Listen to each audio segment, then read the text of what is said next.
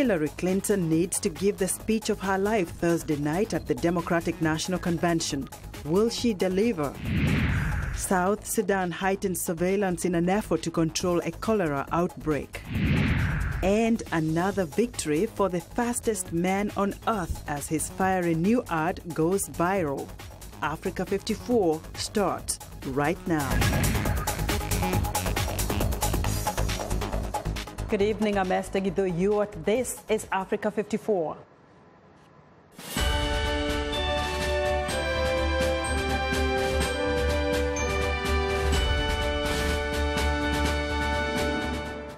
Thursday night at the Democratic National Convention, Hillary Clinton will undoubtedly give the most important speech of her life. The former U.S. Secretary of State will state her case to the American people as to why she should be President of the United States. Wednesday night, President Barack Obama and other top Democrats laid out their reasons why Clinton should win the race for the White House. VOA national correspondent Jim Malone has more. President Barack Obama once again center stage at a Democratic National Convention. I love you back. Obama came to speak on behalf of his one-time political rival, Hillary Clinton, who now hopes to succeed him in the White House. But first, the president set his sights on Republican Donald Trump. He's just offering slogans, and he's offering fear. He's betting that if he scares enough people, he might score just enough votes to win this election. And that's another bet that Donald Trump will lose. And the reason he'll lose it is because he's selling the American people short. In making the case for Hillary Clinton, Obama said no one was ever better prepared to be president or to bring the country together. This year, in this election, I'm asking you to join me to reject cynicism and reject fear and to summon what is best in us to elect Hillary Clinton as the next president of the United States and show the world we still believe in the promise of this great nation. That was followed by a passing of the torch moment that sent delegates into a frenzy of celebration. Democrats also paid an emotional tribute to Vice President Joe Biden, and Biden wasted little time in tearing into Trump. A man who seeks to sow division in America for his own gain and disorder around the world. A man who confuses bluster with strength. We simply cannot let that happen as Americans. Also Wednesday, Democrats formally nominated Virginia Senator Tim Kaine to be Hillary Clinton's vice presidential running mate. And Kaine signaled he is ready for a tough campaign ahead. Our nation, it is just too great to put it in the hands of a slick-talking, empty-promising, self-promoting one-man wrecking crew. As for Donald Trump, he was also active on the campaign trail Wednesday, launching a new round of attacks on Clinton using his familiar nickname of Crooked Hillary. But Trump also sent shockwaves when he called on Russia to try and find missing emails from Hillary Clinton during her tenure as Secretary of State. Russia, if you're listening, I hope you're able to find the 30,000 emails that are missing. I think you will probably be rewarded mightily by our press. Trump's comments sparked a fierce reaction from speakers at the Democratic Convention, including former Defense Secretary Leon Panetta, and from former Undersecretary of State Nicholas Burns, who spoke to VOA. It's un-American. It's a betrayal of our interests and values. It's extremely unwise for Trump to say this. Democrats now look forward to what for many will be the highlight of the week, Hillary Clinton's historic acceptance speech on Thursday as the first woman presidential nominee of a major U.S. political party. Jim Malone, VOA News, at the Democratic National Convention in Philadelphia. Africa 54's Vincent Makori is covering the Democratic National Convention. He joins us live from Philadelphia. Vincent, how are you today? I'm fine. Now, last night, President Obama fired up the Democrats with his speech. And the question on everyone's mind right now is whether Hillary Clinton will deliver the goods and sway undecided voters tonight in front of a worldwide audience? Yeah, let's start by saying that Hillary has acknowledged before, time and again, that she is not as eloquent as her husband, Bill Clinton, or even President Barack Obama. So she will not be seeking to match them, but she will deliver, for sure, a powerful, persuasive speech this evening. She will seek to present and portray herself as this very compassionate, hardworking, devoted servant of the people. She will seek to show that part of her that will appeal to many Americans as a person who brings calm at the time when many may be scared, especially having listened to the other side sell this very, very terrifying image of this country. And be sure that she'll be trying to woo particularly Bernie Sanders supporters by making it very clear to them that her platform, her vision does actually include some of the things that Sanders stands for. That includes lower cost of education, raise in wages, particularly minimum wages. So she will do a great job, not so much in terms of oratory skills, but in terms of the image of herself that she'll present. And quite some sharp criticism of the Republican presidential nominee, Donald Trump, by keynote speakers last night as well.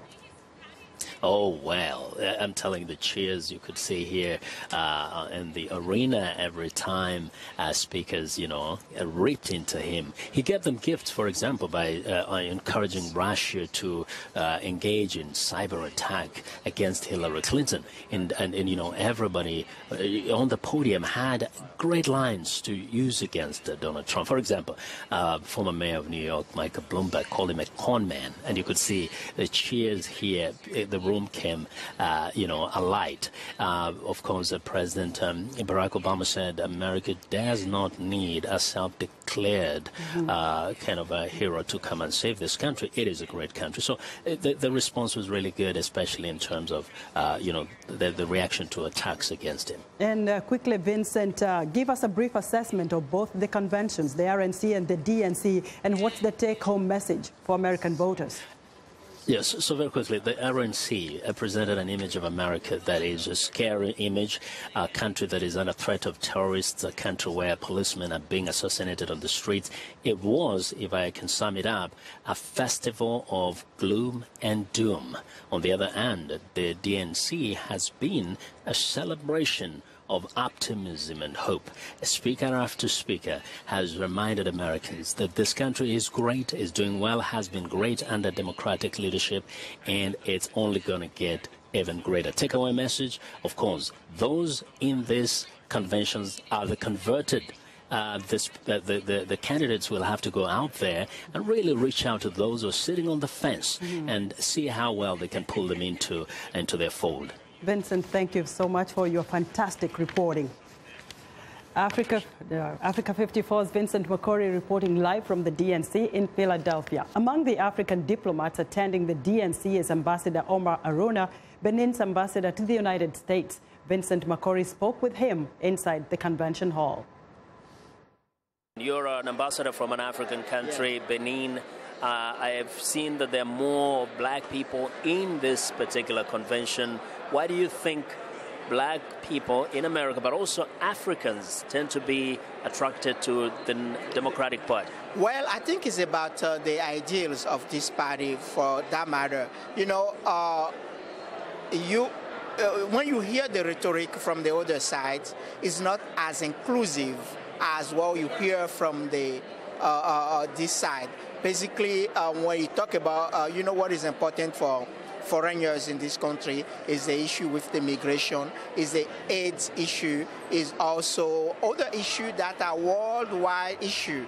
And when you hear the rhetoric from the Republican, where the tendency is introspective, like to go back into the U.S. Without thinking that we are a global village. And I think that's what the attraction is, from my point of view, to the Democratic Party, who seem to, the rhetoric at least, give it more like, okay, we know that we're not just the U.S. and nobody else. That's the acknowledgement that there is also another world out there. That's what is attracting, I think, black people from the African descent to this party. But let me tell you this, President George W. Bush came to power when he didn't know much about Africa. He had never been really to Africa. And as a Republican president, many people say he did far more for the continent of Africa than President Barack Obama, who is a Democrat and a black person with origins in Africa. And I agree. That's not I mean, each individual comes to power with their own agenda. However, when you take the party as a whole, the rhetoric, and I said that earlier, the rhetoric is not what is attractive. Yes, I agree. As a matter of fact, some years ago, a few years into Obama's presidency, I tweet something. I say, I miss George Bush. Because we know that when George was there, he put PEPFAR together, the PMI, MCC. Those are basically policies and the aid package that was very helpful to Africa. Ambassador, finally, what do you think African countries can learn from something like this, the conventions, whether it is a Democratic convention or even the Republican convention? I think we could learn a lot. As a matter of fact, we need to start learning a lot, because this is first, when you come, is a cradle of ideal, a cradle of where people, even if you don't agree, you talk about it on a public forum. That's important. Second is a process where you use to designate your candidates, and that's also important. And when you have a convention such as this, is basically bring together people from the same party, and they come around an idea, not a person necessarily, but an idea, a platform. You see, when you look at, you go into those rule committees, when they're fighting to put the agenda of the party on the on the plate for the next 4 years, you are amazed that this is not about people. Although it's about people, but it's not about individual. I mean, if you look at in some of our country in Africa, you see that this is the party that is centered around one person, and then they say it, and you don't even know what they stand for. But here, you know, definitely you can know that, okay, it doesn't matter even you don't like it or you like it, but you know that this party sent for this and they sent for that. And this is clear enough, and this is important, I think, from our point of view.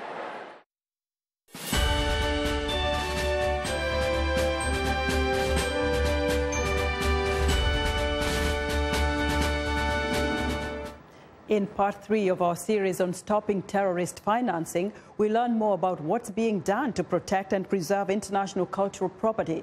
VOA's Caroline Turner takes us behind the scenes as experts brief Congress on ways to stop cultural genocide. The Congressional Task Force to Stop Terrorist Financing recently investigated why ISIS is looting cultural treasures and selling antiquities. Experts told Congress the destruction of antiquities goes beyond the funding of terrorism and amounts to cultural genocide, which history has shown precedes actual genocide. The destruction or sale of these antiquities is also part of IS's apocalyptic worldview, in which anything outside of its perverse and disgusting vision of Islam must be destroyed. The loss of these historical treasures is a tragedy. To keep our country safe, we must be one step ahead of IS. Isn't ISIS or other motivations in the destruction and marketing of these cultural items really an issue of trying to establish cultural superiority? If you look over the 20th century, and we do a little bit of study of history here, the genocides that end up happening, the Holocaust during World War II, Jews weren't incarcerated and murdered immediately, because there's a key component of the theft and destruction of these objects, and that's the process of humiliation. We're going to detain you. We're going to put you in concentration camps. But while you're alive, we're going to steal the things and destroy the things which define you as a civilization. And, yeah, we're going to kill you later on, but we're not going to do it yet. And we saw this in Bosnia-Herzegovina. We've seen this in Mali, the destruction in Timbuktu of Islamic treasures by people that are purporting to be followers of Islam. but these are treasured relics that defined that civilization. The UN considers the destruction of cultural heritage sites by ISIS in Iraq and Syria to be an international war crime. Property losses may range from $3 to $6 billion annually. The Council of Museums described it as the largest-scale destruction of cultural heritage since World War II. Experts say the goal of ISIS is to erase history. When an archaeological site is looted, the contextual relationship among the artifacts and other remains is destroyed, thereby permanently preventing us from fully understanding and reconstructing our past. Unfortunately, the looting of archaeological sites is big business, often carried out on an organized, industrialized scale and in response to market demand. ISIS, as Patty mentioned, also destroys cultural heritage. It does so, however, for propaganda purposes. It loots what it can sell. It destroys what it cannot. Large monuments like these end up being destroyed because they allow ISIS to demonstrate its ability to act with impunity and the impotence of the international community to do anything about it. Experts made the case that it is the responsibility of all governments of the United Nations to safeguard and preserve the heritage and cultural history of civilization. Carolyn Turner, VOA News, Washington. In our series finale on Friday, Caroline Turner tells us about the systems that need to be in place to coordinate a global effort to stop the plundering of cultural treasures.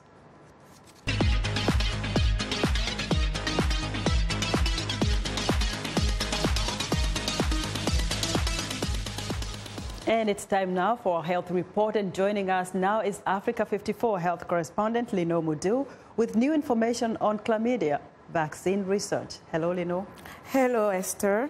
Scientists have developed a promising vaccine prototype against chlamydia.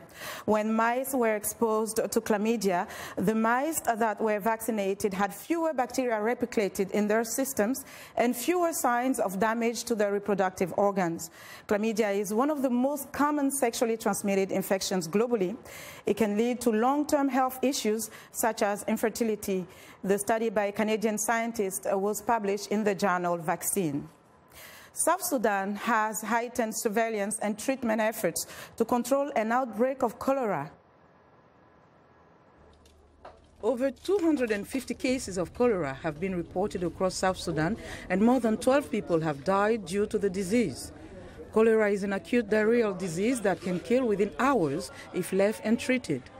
The World Health Organization says the disease kills fewer than 1% of sufferers if there is proper treatment with oral rehydration salts. South Sudan's Ministry of Health issued a public alert this month. Following that, the issuance of that alert, WHO has managed to work with the Ministry of Health to confirm the actual occurrence of cholera. So since about the 4th of July to date, there have been 162 cases of cholera, 133 of those in Jubek State, and 29 in Jonglei State, Duke County.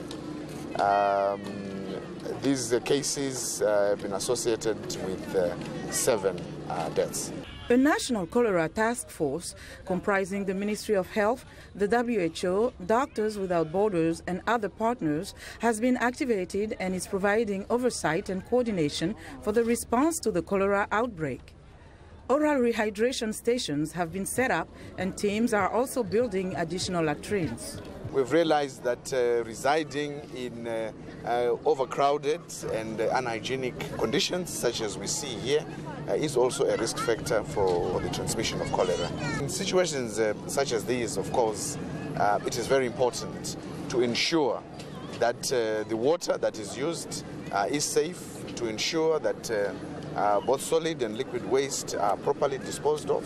Observers say the risk of further cholera spread remains high as the rainy season approaches in the country. Now, today we're beginning a new Ask the Experts segment during our health report. In our first installment, we spoke with Dr. Kofi Bohin, a lead surgeon and associate professor at Johns Hopkins Medical Institute in Baltimore, outside Washington, D.C., in Maryland. And we asked him, what causes a facial paralysis? In facial paralysis, there can be many causes. And one of the most common causes is a simple viral infection. You can be pregnant. During the last trimester of your pregnancy, you wake up one morning and your face doesn't move. Very scary thought. So usually when someone comes to me and has paralysis of the face, I'm looking at what the cause is. Is it a nerve problem? Is it a muscle problem? How long has the paralysis been? And usually we are trying to connect nerves and muscles together to get the face to work again. The thing that determines the success is how timely our intervention is. So if someone has paralysis of the face and comes to see me within 3 to 6 months, there's a very high chance we can get the face to move. If they come 2 years, 3 years after the fact, we can still restore their facial movement, but it takes a little bit more surgery. You have to go get a muscle from one part of the body and bring it to the face, connect blood vessels and connect nerves. So almost all spectrum, you can do something to restore movement. That was Dr. Kofi Bohen speaking with us about facial paralysis. If you have a medical question that you would like to have answered, tweet me at Lenore Moudou and we'll have a medical expert to respond. Esther, back to you. Lenore, thanks. And be sure to watch Lenore Moudou's health reports every Tuesday and Thursday right here on Africa 54.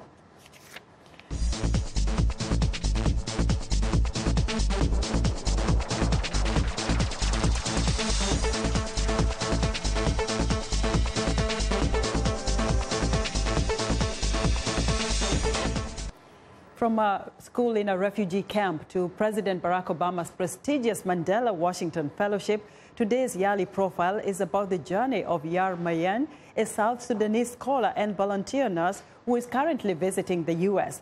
VOA's Zacharias Abubakar talked to Yar in Juba, South Sudan, about her passion for education and her dreams for Africa.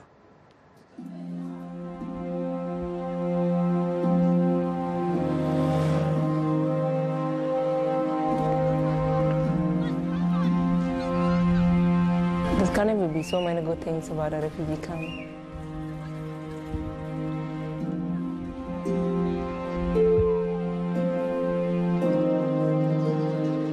We live in a small hut with a roofing iron sheet, so it's get hot inside. And we used to eat once a day. There's not enough food. The schools are not very good, so you really have to struggle on your own to study.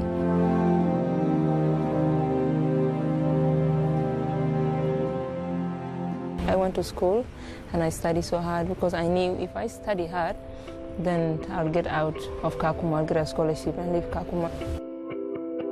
But I went to Kakuma on my own. My parents and family had remained back, so I went to Kakuma because I wanted to go to school.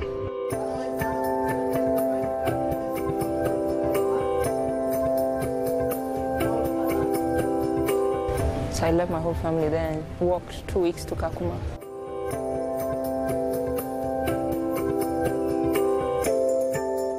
My name is Yar Mayen. I'm a South Sudanese. I work at the University of Juba as a lecturer. I also work as a deputy director in the office of the vice chancellor. Twice a week or 3 times a week, I go to MRDC clinic. It's a diplomatic clinic in Juba that does humanitarian operation for South Sudanese. So once or twice a week, I would go there to help with the operation as a surgical nurse.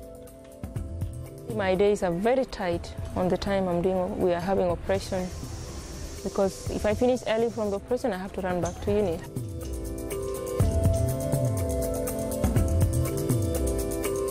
Since war began, basically most of the things that are happening in Juba, either private or public, is basically stopped. So you can literally see there are no resources. There could be good doctors, but they can't do everything they can. Most people who go there are those who have no money to go to the private clinic. So that's the best place to pick because it's humanitarian. We need the poorest, the one that need it most, the one that have no other options. Everything you don't do it fully because 1 or 2 things are missing. For example, at uni, teaching aids, there's no PowerPoint, sometimes no electricity, sometimes there are no textbook, good textbook for students to read. There's no internet. People are so discouraged here. Things have been going down. Life is getting harder. We have a lot of ideas. We don't know what to do with them. So I'm hoping after going to the US and going through the training and sharing my experiences with the African, maybe I'll come back with more motivation and more ways of dealing with things here.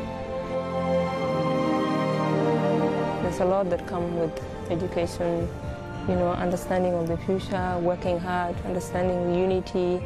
For example, at uni, we really try to bring students together. We try to give them a common ground that we all South Sudanese, and we shouldn't go on tribal line. That cannot come easily if somebody is not open-minded. And there's something about education that makes you look beyond your boundaries. So it's very important for us. It's time now for a short break. Still to come on Africa 54, another victory for the fastest man on earth as his fiery new ad goes viral. We'll be right back.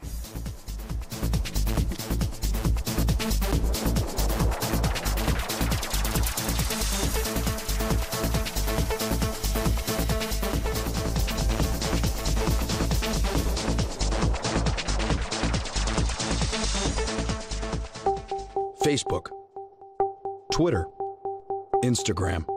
They tell you what people are talking about. So for an in-depth look at the stories trending high on social media, turn to #VOA. It's not your typical talk show. From politics to pop culture, #VOA brings in the people leading the conversation, engages the audience, and gets answers to your questions. #VOA. Smart talk for smart people.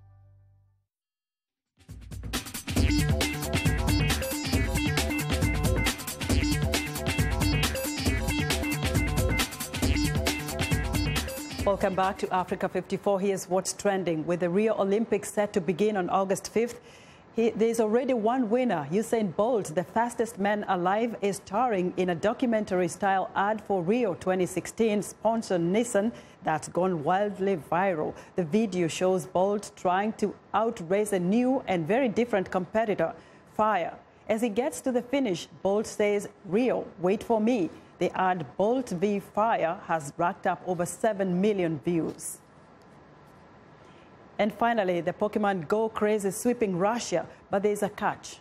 Russians have become addicted to the game, even though the game hasn't yet launched officially in that country. Hundreds of game fans can be seen in Moscow's central parks and squares chasing Pokemons. The Pokemon Go official website states that the game will launch in Russia soon. This didn't stop fans from downloading it to their smartphones and tablets to join the global craze. The game is on its way to becoming the first mobile game to break the $4 billion per year barrier, beating Candy Crush Saga. And that's what's trending today.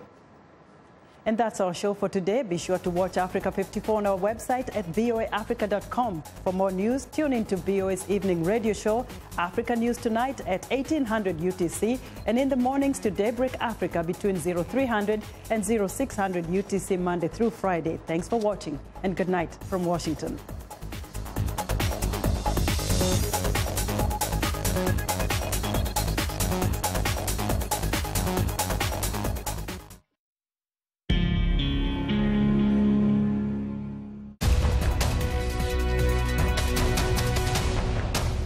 Welcome to the Voice of America's News Words, where we teach you about words in the news. When you hear the word consensus in a news story, what does it mean? Consensus. The authors came to a consensus. No region is left untouched, says climate analyst Kelly Levin of the World Resources Institute, speaking to us by Skype. Consensus means to agree or to share the same opinion about something. In our story, the authors agreed on the same information. The scientists reached a consensus or agreed that climate change is a major problem.